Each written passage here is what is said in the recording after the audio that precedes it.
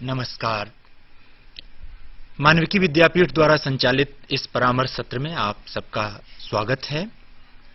आज हम पीजीडीआरपी के बारे में बात करेंगे। पीजीडीआरपी यानी रेडियो प्रसारण में स्नातकोत्तर डिप्लोमा का जो कार्यक्रम है उस पर बात करेंगे। जो भी विद्यार्थी इस पाठ्यक्रम के लिए विश्वविद्यालय में प्रवेश ले चुके हैं, उनको अध्ययन सामग्री मिल चुकी होगी, वे उसका अध्ययन कर रहे होंगे और जाहिर है कि जब रेडियो से संबंधित पाठ्यक्रम उन्होंने लिया है तो मन में एक आकांक्षा होगी ही कि वे जब इस पाठ्यक्रम को कर लेंगे तब, या करते हुए भी वे रेडियो के लिए कुछ लिखें, रेडियो के लिए कुछ काम करें। और जब इस प्रक्रिया में वे रेडियो स्टेशन जाएंगे, अपने आसपास के रेडियो स्टेशन या किसी भी रेडियो स्टेशन जाएंगे, तो उन्हें कई तरह के काम वहां मिल सकते हैं, जिनमें कुछ प्रमुख कार्य हैं जो रेडियो पर प्रमुखता से प्रसारित होते हैं। ऐसे कार्यक्रम जैसे रेडियो धारावाहिक, रेडियो नाटक और रेडियो वार्ता। तो आज हम इन तीन जो पक्ष हैं, मतलब रेडियो धारावाहिक, रेडियो नाटक और रेडियो वार्ता, जो तीन विधाएं हैं, इन्हीं के विभिन्न पक्षों पर बात करेंगे कि कैसे इनको लिखा जाता है, इनको लिखने में क्या क्या सावधानियां बरतनी चाहिए, किन नियमों का पालन करना चाहिए, कैसी भाषा होनी चाहिए। इन तमाम बिंदुओं पर आज हम बात करेंगे। आप ध्यान से सुनिएगा। आज आपसे बात करने के लिए हमने विशेषज्ञ के रूप में डॉक्टर रविंद्र कुमार त्यागी को बुलाया है। डॉक्टर त्यागी विशेषज्ञ हैं, वे रेडियो में कार्यरत हैं, लंबा अनुभव है उनका लिखने का, लिखाने का। तो आज आपसे बात करेंगे रेडियो धारावाहिक के बारे में, रेडियो वार्ता के बारे में और रेडियो नाटक के बारे में। डॉक्टर त्यागी, आपका स्वागत है। आप हमारे विद्यार्थियों को बताएं। धन्यवाद डॉक्टर श्रीवास्तव जी। जैसा कि आपने बताया कि आज हम बात करेंगे धारावाहिक, जो रेडियो धारावाहिक है उनके लेखन पर, और रेडियो वार्ताओं के लेखन पर और नाटक के। जी, हम में से सभी, चाहे वो आज के जमाने के लोग हों या पुराने समय के लोग हों, रेडियो से सभी परिचित हैं। बिल्कुल। और रेडियो को लिखना बाकी और जो लेखन की विधाएं हैं उनसे थोड़ा सा हटकर है, फर्क है। लेकिन इससे पहले कि हम इसके लेखन पर बात करें, मैं थोड़ा सा बताना चाहूंगा कि चाहे वो नाटक हो, चाहे वो वार्ता हो और चाहे वो धारावाहिक हो, कुछ उद्देश्य होते हैं लेखन के। हम रेडियो पर जो कार्यक्रम प्रसारित करते हैं, हालांकि हर तरह के लेखन के उद्देश्य लगभग एक जैसे ही होते हैं, और वो होते हैं कि लोगों को किसी ना किसी रूप में उस लेखन से फायदा पहुंचे। लेकिन फिर भी किताब को लिखने का उद्देश्य और उसको पढ़ने वाले लोग कुछ और तरह के होते हैं, तो उसमें जो लेखन की जरूरत पड़ती है वो कुछ और तरह से होती है। जो रेडियो सुनते हैं उसमें लेखन थोड़ा सा अंतर से होता है। तो वो क्या बिंदु हैं जो लेखन के समय हमें ध्यान में रखने की जरूरत पड़ती है, चाहे वो कोई भी हो, विधा कोई भी हो, नाटक हो, वार्ता हो या कोई अन्य बात हो। जी जी जी। तो पहली चीज ये है कि जो भी हम लिख रहे हैं उसमें उसका उद्देश्य होता है कि आम आदमी के जीवन में, उसके दृष्टिकोण में कुछ परिवर्तन आए। उसको सुन करके, उसको रेडियो पर सुनाई जाएगा, पढ़ तो सकता नहीं व्यक्ति, तो उसको सुन करके उसका कुछ रचनात्मक दृष्टिकोण विकसित हो सके, या उसके कोई जीवन में कुछ बदलाव लाए, वो नयापन लाए, पुरानी उसको कोई सीख दे। जी जी जी जी जी। तो एक उद्देश्य तो ये होता है किसी भी लेखन का। दूसरा ये होता है कि उसको कोई शिक्षा मिले उससे, बिल्कुल, उसको कोई सूचना मिले उससे, या हम जिस समाज में रहते हैं उसकी कुछ परंपराएं होती हैं, उसके कुछ रीति रिवाज होते हैं, और उसकी एक हेरिटेज होती है, उसकी एक विरासत होती है। बिल्कुल बिल्कुल बिल्कुल। तो हमारा जो लिखने का उद्देश्य है वो, यदि वो सूचना नहीं दे रहा है, शिक्षा दे रहा है, सूचना तो हर चीज में छुपी है, लेकिन वो कभी कभी पक्ष, जैसे मैंने कहा, सांस्कृतिक और या कला से या संस्कृति से जुड़े पक्ष होते हैं। तो हमारे लेखन से वो चीज हमारे सुनने वालों तक पहुंचनी चाहिए। बिल्कुल। उसके अलावा आज रेडियो जो है जब शुरू हुआ था भले ही आज मल्टीमीडिया का युग है, बहुत सारे चैनल्स आ गए हैं, बहुत सारे लोगों के पास और साधन है, लेकिन आपको याद होगा कि दूरदर्शन लोगों के घर में समाचार सुनाने के लिए नहीं आया, वो मनोरंजन के लिए आया। तो रेडियो की भी एक खास बात है कि रेडियो को बहुत सारे लोग, ज्ञान के लिए तो लोग सुनते ही हैं, और जैसे समाचार सुनने के लिए किसी घर में जाइए आप, आज हो समय या पुराना समय हो, तो तुरंत यदि वहां बिजली विजली नहीं है तो रेडियो का इस्तेमाल लोग करते हैं और उसे खोल करके के उन्हें सूचना मिल जाती है। लेकिन वो ज्यादा काम क्या करता है, आपने यात्रा करते हुए देखा होगा, बसों में देखा होगा, या कहीं भी किसी दुकान पर, चाय की दुकान पर देखा होगा, मनोरंजन। हाँ, रेडियो एक लोगों को मनोरंजन के रूप में लोग जुड़ा रहा है, सर्वसुलभ साधन है। हाँ, बहुत मतलब आसानी से उपलब्ध हो जाता हाँ, है ये। तो नाटक जब हम देखते हैं तो सुनते हैं, रेडियो पे सुनते हैं। पहले जब दूरदर्शन या दूसरी चीजें नहीं थी तो नाटक के लिए लोग इंतजार करते थे। बिल्कुल, हाँ, बिल्कुल। वो बैठ करके, तो उसमें सीख क्या दी जाती थी वो तो अलग की बात है, लेकिन वो उनके मनोरंजन का एक अहम हिस्सा होता था। बिल्कुल बिल्कुल बिल्कुल। तो बिल्कुल। हम अपने बचपन को याद करें तो हम लोगों ने भी सुने हैं वो सब। तो बात ये है कि उसको जो भी हम लिख रहे हैं वो कहीं ना कहीं या तो मनोरंजन से जुड़ा हुआ, कहीं तो एंटरटेनिंग हो, बिल्कुल बिल्कुल, रुचिकर हो, जी जी जी, और ये पक्ष पूरा करता हो।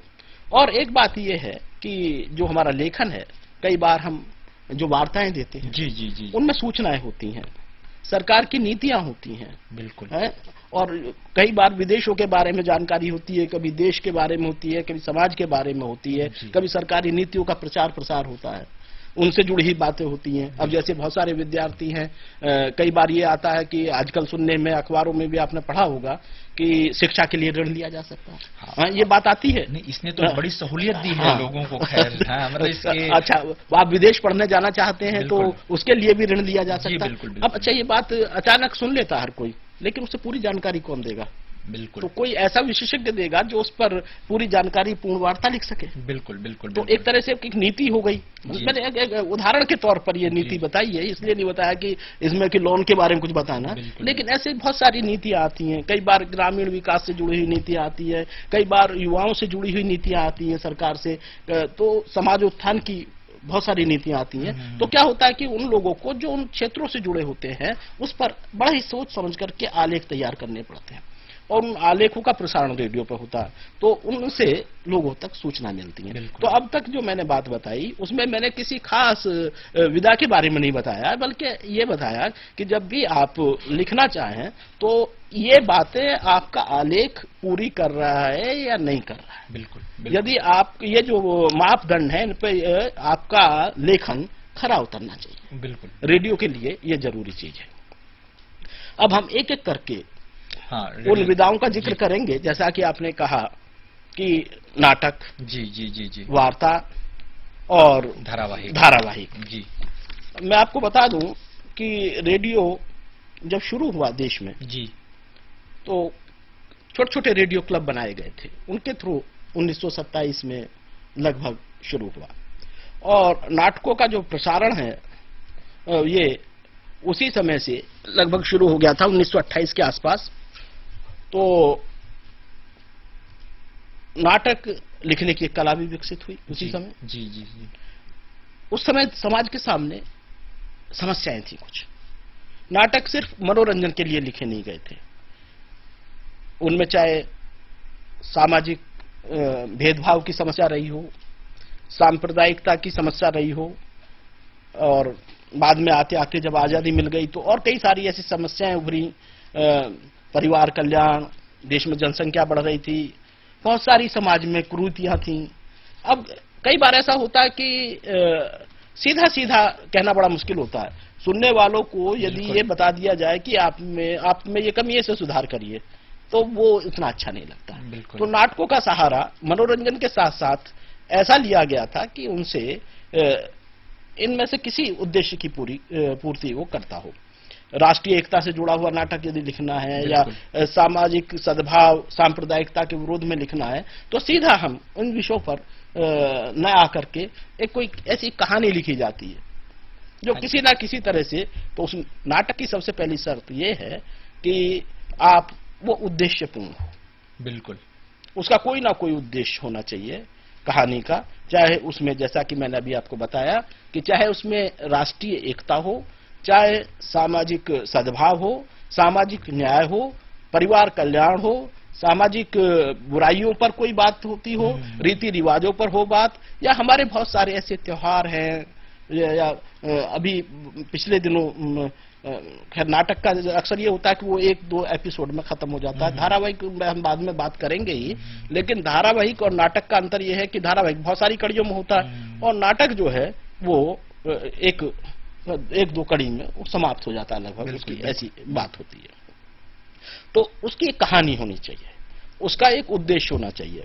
अब जब वो लिखने वाला व्यक्ति है, जब वो नाटक लिख रहा हो, तो उसको ये समझ होनी चाहिए कि वो जो पात्रों की संरचना कर रहा है, उसके पात्र किस तरह से उस भाव को ला पाएंगे। स्क्रिप्ट इस तरह से उसकी आलेख लिखा जाना चाहिए कि उसमें वो भाव, जब आपने देखा होगा कभी कोई स्क्रिप्ट देखी हो नाटक की, तो नाटक लिखने वाले ऐसे ही नहीं लिखते चले जाते हैं जैसे कि हम किताबों में पढ़ते हैं। बिल्कुल, बिल्कुल। जब रेडियो के लिए नाटक लिखे जाते हैं, उनके रेडियो लेखन एक अलग तरीके से होता है। जैसे पटकथा लिखी जाती है, ऐसे रेडियो आलेख भी लिखा जाता है। तो पटकथा में और रेडियो आलेख में जो अंतर है ये है कि उसमें आदमी, जैसे कोई दृश्य है, उस दृश्य के लिए आपको लिखने की जरूरत नहीं पड़ती, वो दिखाई देता है पटकथा में। जब दूरदर्शन पर हम कोई चीज देखते हैं तो वो दिखता चला जाता है, लेकिन रेडियो के लिए उसको क्रिएट करना पड़ेगा। ध्वनि कैसे निकलेगी, उन्हें ये बताना पड़ेगा। यदि बारिश हो रही है तो लेखक ये लिखेगा, देखिए बाहर इतनी तेज बारिश हो रही है, दूसरा कहेगा हाँ तो पूरा भीग गया, और बाहर निकलने लायक मौसम नहीं है, देखिए हवा कितने जोरों से चल रही है। अब वो ये सब चीज बतानी पड़ती है उसे मुंह से, तो वो स्क्रिप्ट लिखने वाला उस सीन को, उस जो खास दृश्य है उसको क्रिएट करने के लिए अपने पात्रों से वो बात कहलवाता है। तो उसे लिखते समय वो वहां लिखेगा। यदि आपको किसी दृश्य का वर्णन करना है तो उस दृश्य को लिखा जाता है इस तरह से, और उसको आप फोटो की तरह से दिखा नहीं सकते। मतलब यहाँ चित्रित नहीं है, वर्णित है। यहाँ पर दृश्य वर्णित करना पड़ता है, तो इसलिए उसको वर्णन करना पड़ेगा उस दृश्य का, वो किसी पात्र से अपने से कहलवाना पड़ेगा। कई बार जैसे कहा कि उसने बारिश बहुत तेज हो रही, तो ध्वनि माध्यमों का इस्तेमाल होता है जिन्हें साउंड इफेक्ट्स बोलते हैं। तो वो वहां पर लिखने वाला ये लिख देता है कि यहाँ इस प्रकार का ध्वनि प्रभाव इस्तेमाल किया जाए। जैसे उसने कहा कि बारिश हो रही है, तो बारिश की एक आवाज होती है जो कानों से पहचानते हैं कि बारिश की आवाज है, तो उसका ध्वनि प्रभाव बात करते हुए लगाया जाता है। या कोई ये कह रहा हो कि तूफान बहुत तेज होता जा रहा है, तो तूफान में एक अलग भयाव है, सीटियां सी निकलती हुई, तो उसके ध्वनि प्रभाव के एक बड़े, ये भी एक कला है। तो उसको उस तरह के ध्वनि प्रभाव लगाए जाते हैं।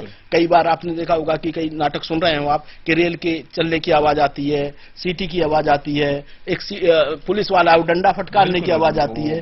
तो जब भी कोई भी विषय पर सीन लिखा जा रहा हो, तो लेखक की ये सावधानी होती है कि वो वहां पर वो उसका संकेत करे। बिल्कुल, बिल्कुल, कि आपको यहाँ ये लेना है, यहाँ दृश्य परिवर्तन करना है, यहाँ पर दृश्य परिवर्तन के लिए संगीत का इस्तेमाल करना है। नाटक में ये है कि कई सारी चीजें एक साथ चलती हैं, उसमें संगीत की भी जरूरत पड़ती है, उसमें ध्वनि प्रभावों की जरूरत पड़ती है, उसमें पात्रों की जरूरत पड़ती है। अब पात्रों के लिए भी वो लिखता है।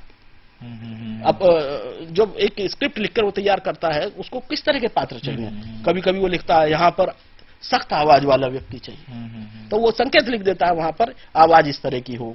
या कभी कहे कि आवाज में थोड़ा सी दया हो, हाँ कई बार दीनता हो, जो भी भाव हो, तो वो लिखने वाले की जिम्मेदारी है कि वो वहां पर जिन भावों को लाना चाहता है। प्रोड्यूसर के पास जब जाती है कोई भी स्क्रिप्ट, वो बाद में जाती है, पहले उसका जन्म जो होता है वो किसी लेखक के दिमाग में होता है। तो लेखक ये बताता चलता है कि उसका उद्देश्य क्या है इसमें।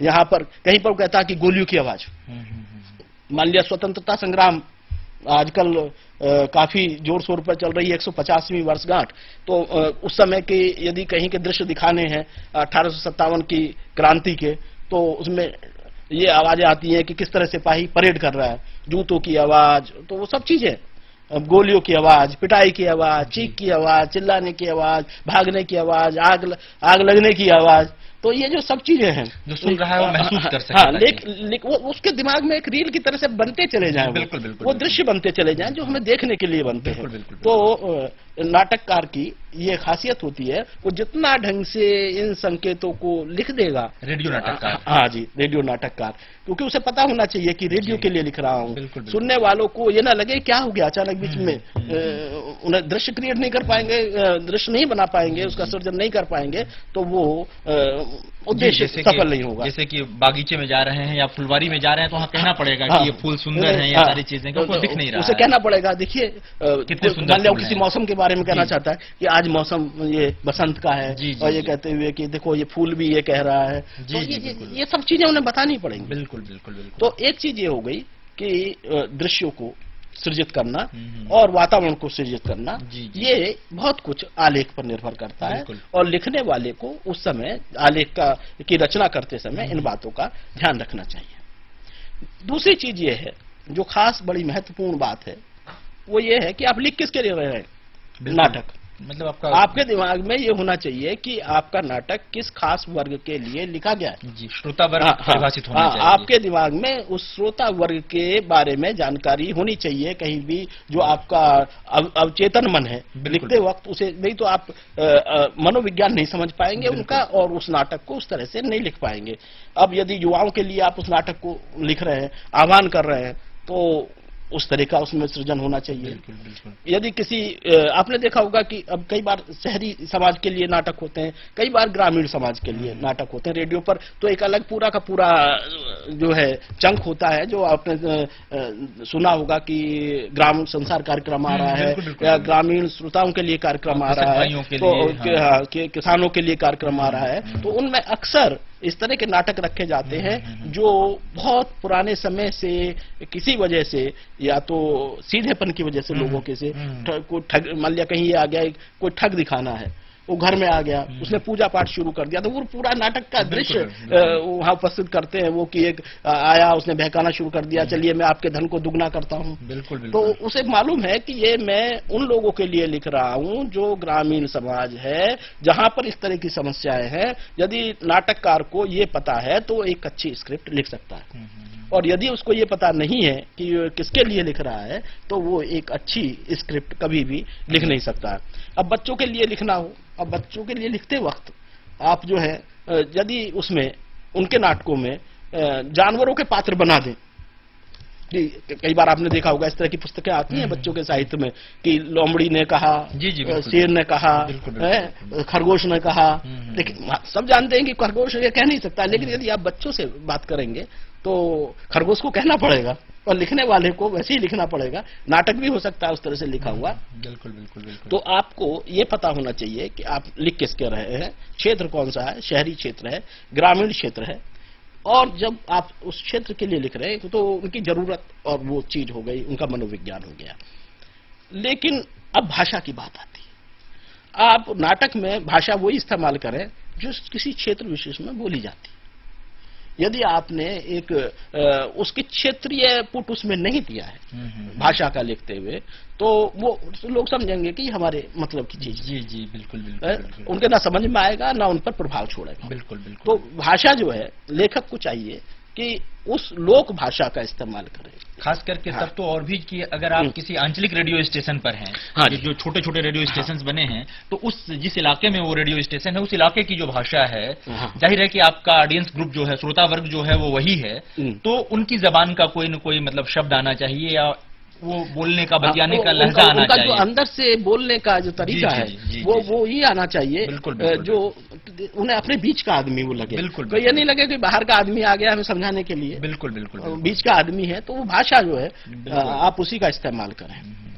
और वातावरण, उसी वातावरण का सृजन करना चाहिए जो उनके बीच का वातावरण है।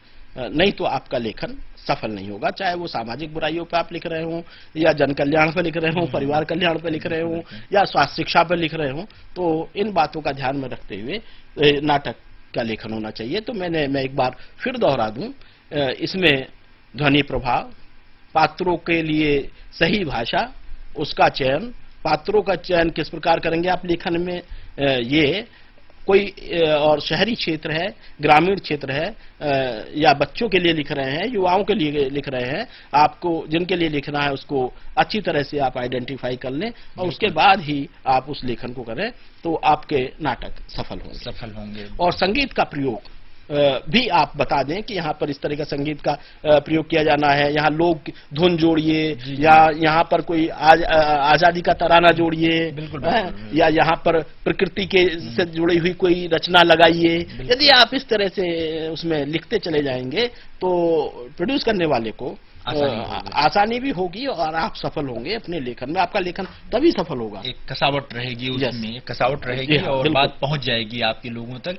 और मुझे लगता है कि इसमें भी या धारावाहिकों में भी या वार्ता में भी जो कोड ऑफ कंडक्ट जिसको कहते हैं उसका ध्यान तो अवश्य रखा जाना चाहिए। हाँ, लेकिन मैंने अभी उस बात पर आने वाला था, लेकिन मैंने उसका जिक्र यहाँ पर मैंने नहीं किया, ये सोच करके कि वार्ता जब बात करेंगे तो उस समय उसको कहेंगे कर लेते हैं। हाँ, लेकिन आपने यहाँ चर्चा की है तो मैं बता दूं, रेडियो के लिए लिख रहे हो आप, चाहे कोई भी विधा लिख रहे हो, धारावाहिक लिख रहे हो, नाटक लिख रहे हो, वार्ता लिख रहे हो, कहानी लिख रहे हो, उन सब में जो एक कोड ऑफ कंडक्ट है उसको तो फॉलो करना ही पड़ता है, उसको मानना ही पड़ता है। उसमें कुछ, और वो हम रोज की जो हमारा जीवन है, जी बिल्कुल, उसमें भी कोड ऑफ कंडक्ट को मानना पड़ता है।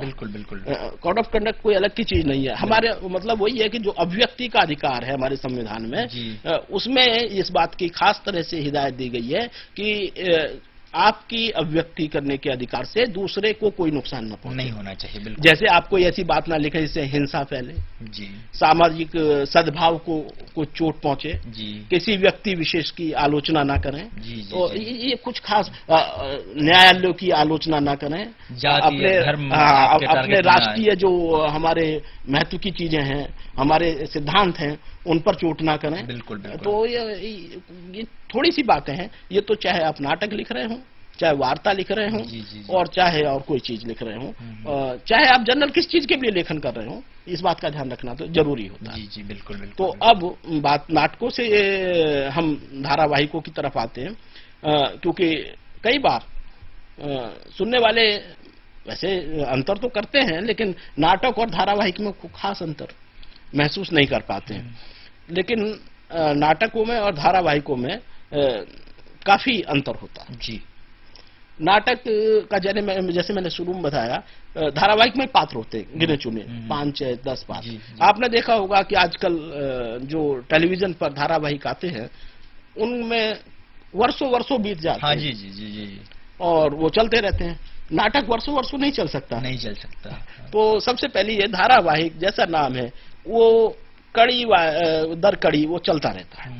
नाटक 1 भाग, 2 भाग, 3 भाग, 4 भाग, इससे अधिक मैं नहीं समझता कि कोई तो नाटक कोई नाटक होता है कि फ्लॉप होने की भी गुंजाइश रहती है कि वो बात पहुंच नहीं पाती। तो जब धारावाहिक लिख रहे हो उसमें कुछ चीजें हैं, बाकी चीजें तो आपके नाटक के लेखन जैसी ही हैं। जैसे आप बताते हैं कि संगीत का प्रयोग कहीं कहीं पर बदलाव के लिए किया जाता है, तो अमूमन आपने देखा होगा जो धारावाहिक लिखे जाते हैं, धारावाहिक क्योंकि एक दिन नहीं चलता है, धारावाहिक बहुत सारे दिन चलता है, वो वर्ष चल सकता है, 6 महीने चल सकता है, साल भर चल सकता है।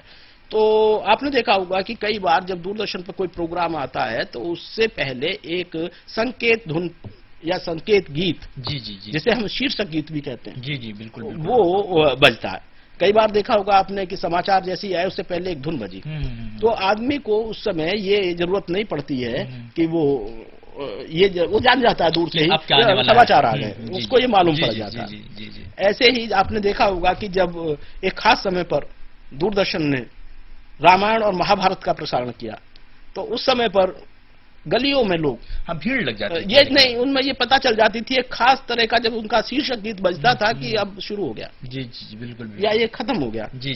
तो जो भी धारावाहिक लिखने बैठे आप, बिल्कुल उसकी जो भी कथा हो उससे जुड़ता हुआ एक शीर्षक गीत यदि आप लिख सकते हैं जरूर, तो धारावाहिक के साथ एक गीत इस तरह का जो उसके शीर्षक से जुड़ा हुआ हो, उसकी आत्मा से जुड़ा हुआ हो, वो अवश्य दे दें, लिखे उसे, उससे ये बहुत अच्छा रहता है, उसकी एक पहचान बनती है, क्योंकि उससे वर्षों वर्ष चलना होता है।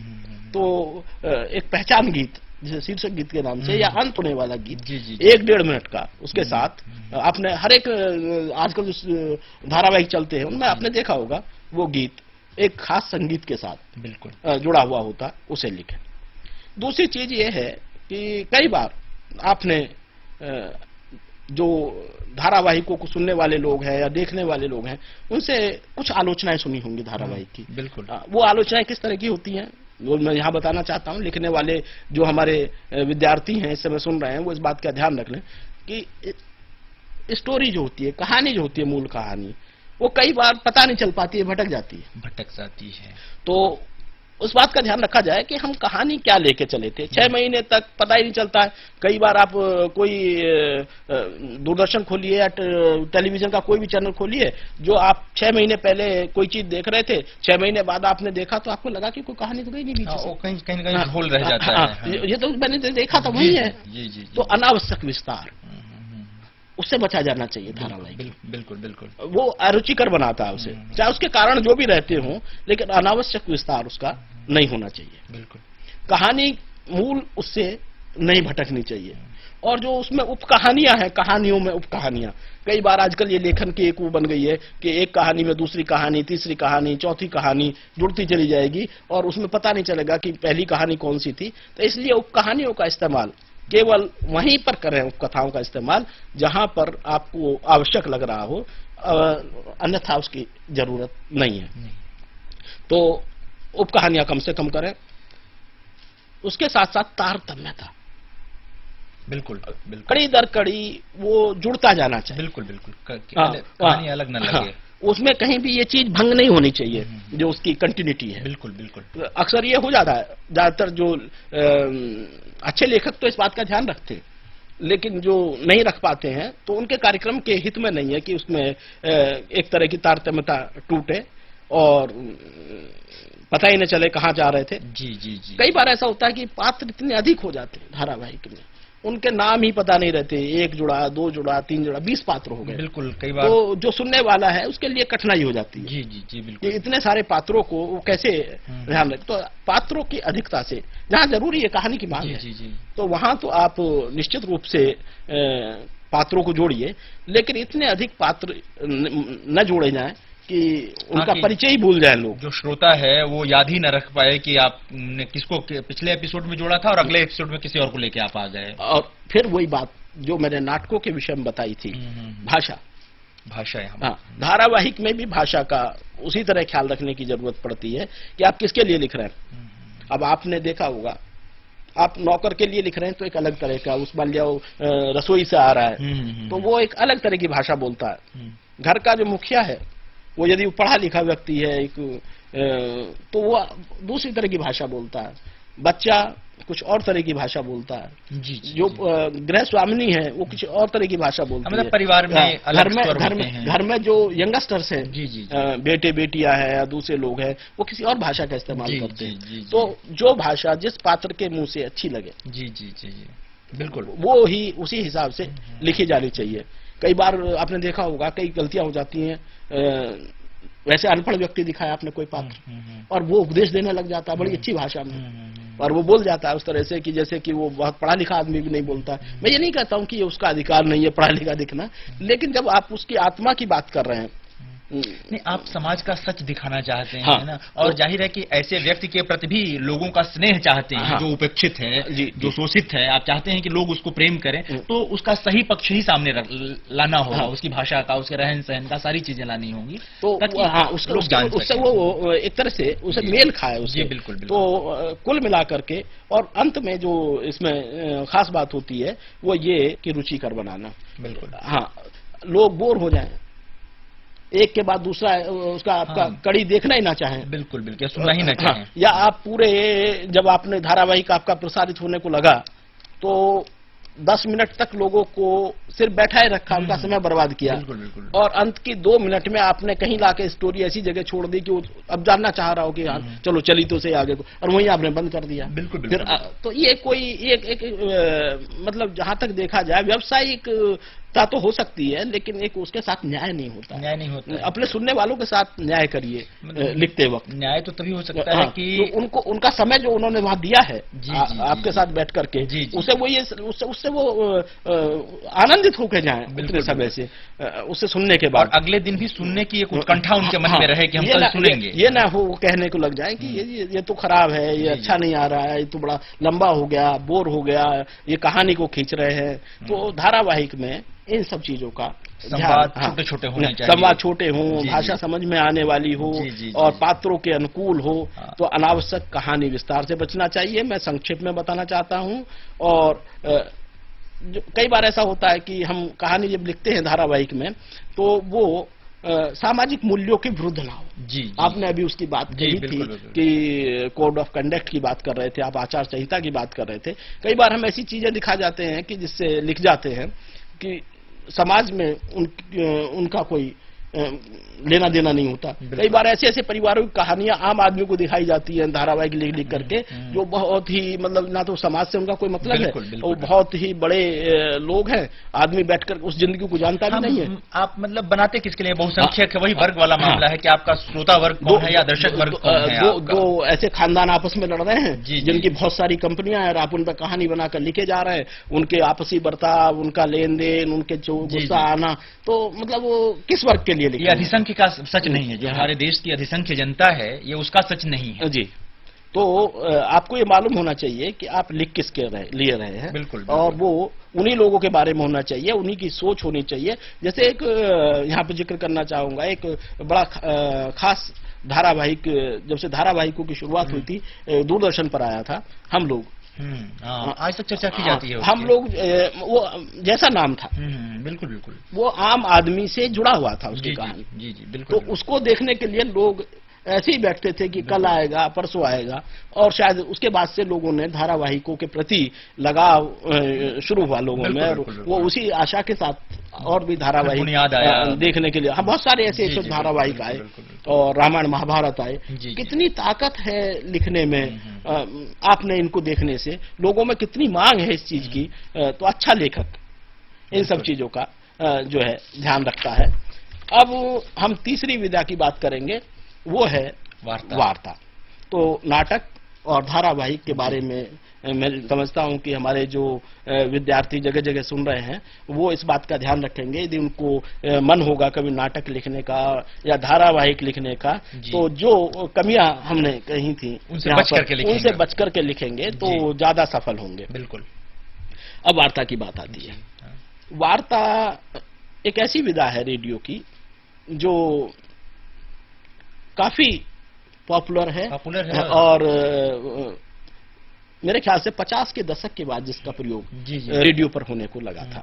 और अब तो मुझे लगता है कि वार्ता एक प्रमुख विधा है रेडियो की। हाँ, लेकिन ये ठीक है कि रेडियो का एक उद्देश्य होता है शिक्षित करना, जी, जी, और सूचना देना। जी, जी, जी। वार्ता में मनोरंजन नाम की चीज थोड़ी कम होती है। बिल्कुल, बिल्कुल, बिल्कुल। वार्ताएं सभी विषयों पर लिखी जा सकती हैं। मैं आप यहाँ बताना चाहूंगा, कोई भी विषय दुनिया का ऐसा नहीं है जिसमें वार्ता न लिखी जाए। जैसे मैं कहूँ, यहाँ पर बच्चों के लिए भी वार्ताएं लिखी जाती हैं, बिल्कुल।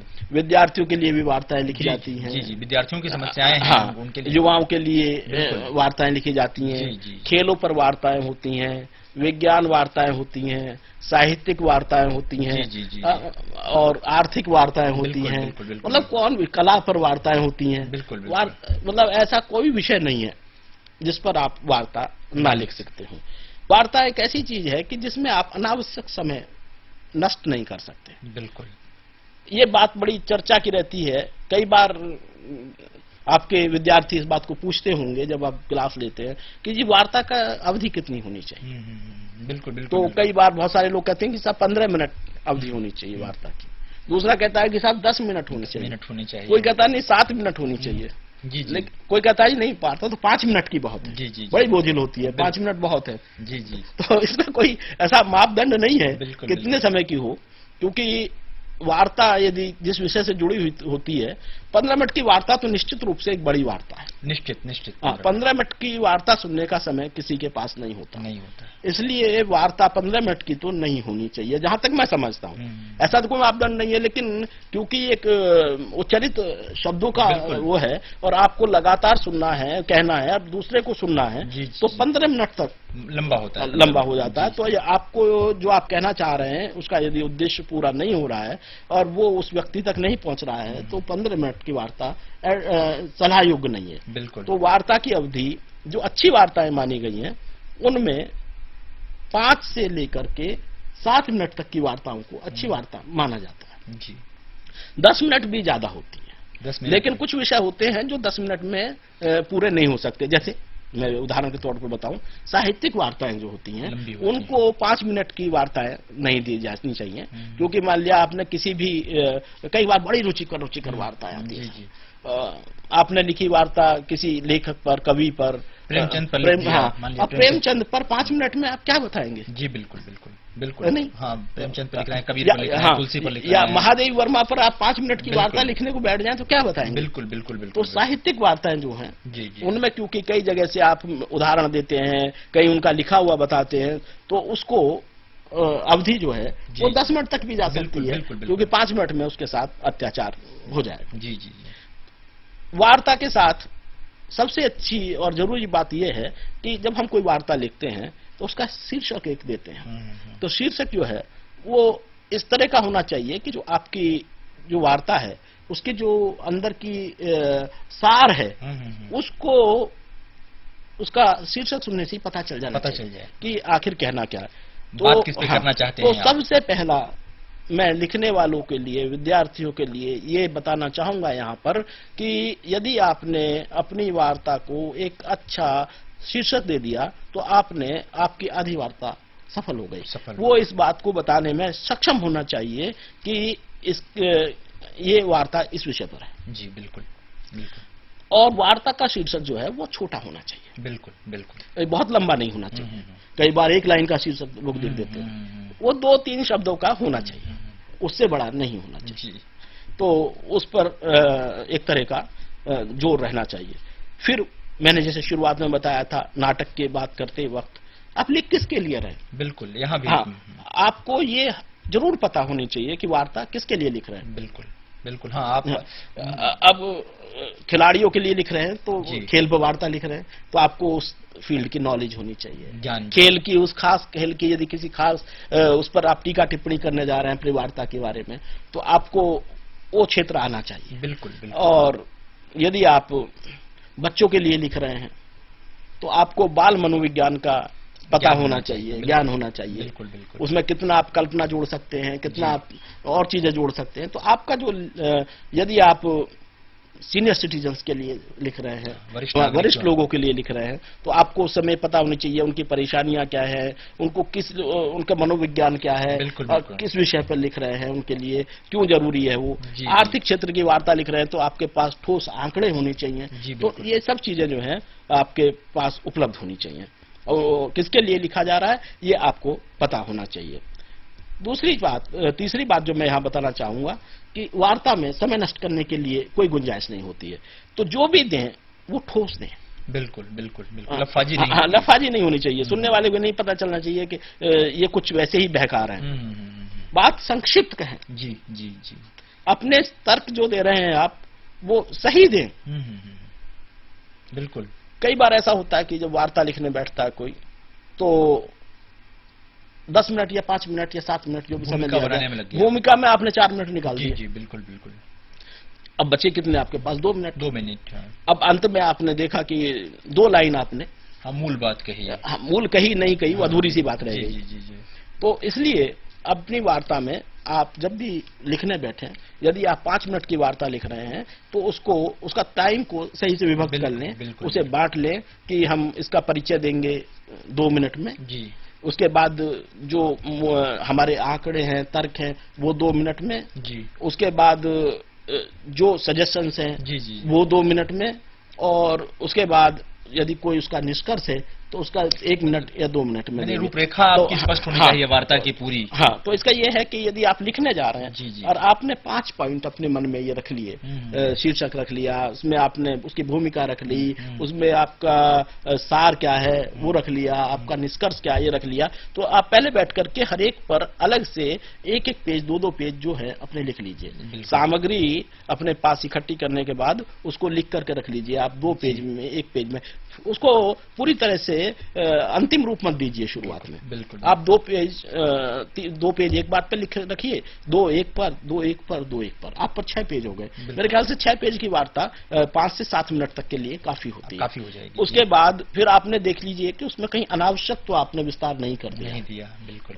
जहां पर आपको लगे कि ये बात, ये इस सेंटेंस के बिना भी बात कही जा सकती थी, तो उसको वहां से काट दीजिए, बिल्कुल निकाल दीजिए। हाँ। उसके बाद फिर आप 3 के 3 पेजों को एक जगह मिला लीजिए। जी जी जी। और उसे पढ़ के देखिए, कहीं अकेले में पढ़ के देख लीजिए, तो आपको पता चल जाएगा कि आपने सही टाइम, जो आपके मुंह से जितना समय लग रहा है 5 मिनट या 7 मिनट का, उसमें सही उसे का विभाजन लिखने और उच्चारित होने में मतलब समय का क्या अनुपात? हाँ, समय का अनुपात पूरी तरह से किए, तो आप किसी भी पक्ष के वार्ता के साथ अन्याय नहीं कर नहीं करेंगे। अब यहाँ पर मैं एक बात और बता दूं जो बहुत ही खास है, वो यह है भाषा। भाषा। हाँ, रेडियो में भाषा जो है वो सबसे महत्वपूर्ण बिंदु है। बिल्कुल बिल्कुल। बहुत लंबे लंबे वाक्य कभी ना लिखें जी। ऐसे शब्दों का इस्तेमाल कभी ना करें जो समझ में न आते हो, जो बहुत ही कठिन हो। जी जी जी। और जो वाक्य हैं वो छोटे छोटे हैं। बिल्कुल बिल्कुल बिल्कुल, जो आसानी से ग्राह्य हो जाते हैं। सुनने वाले को वो अचानक जो है अटपटे न लगे। तो इस तरह से आपकी जो भाषा है और जो वाक्य है वो उनमें सही मेल होना चाहिए। जी जी जी। तो यदि आप इस तरह से वार्ता लिखेंगे तो मेरे ख्याल से ये अच्छी वार्ता लिख सकते हैं। और इसके साथ साथ जो कोड ऑफ कंडक्ट है उसका ध्यान वार्ता के समय में खास तौर से बताना चाहूंगा कि जो रेडियो आचार संहिता है उसको 9 पॉइंट हैं उसके लगभग, उनको कोई खास रटने की जरूरत नहीं है। लेकिन उनमें यही है कि वो हिंसा ना फैलाएं, सांप्रदायिकता ना फैलाएं, राष्ट्रीय एकता को खतरा ना पैदा हो, किसी को खास तौर से किसी की मानहानि ना हो, हमारे राष्ट्रीय जो वो है मूल्य, राष्ट्रीय मूल्यों के विरुद्ध ना हो वो। तो यह सब चीजें जो है ध्यान में रखते हुए यदि आप वार्ता का आलेख तैयार करेंगे तो निश्चित रूप से एक अच्छी वार्ता। और अंत में ये भी बात कहना चाहूंगा कि रुचिकर, उसमें जो है लगातार रुचि बनी रहे आदमी को, वो किसी तरह भी ऐसा ना हो कि वो बोझिल लगने लगे। बिल्कुल। तो वार्ता बोझिल नहीं होनी चाहिए।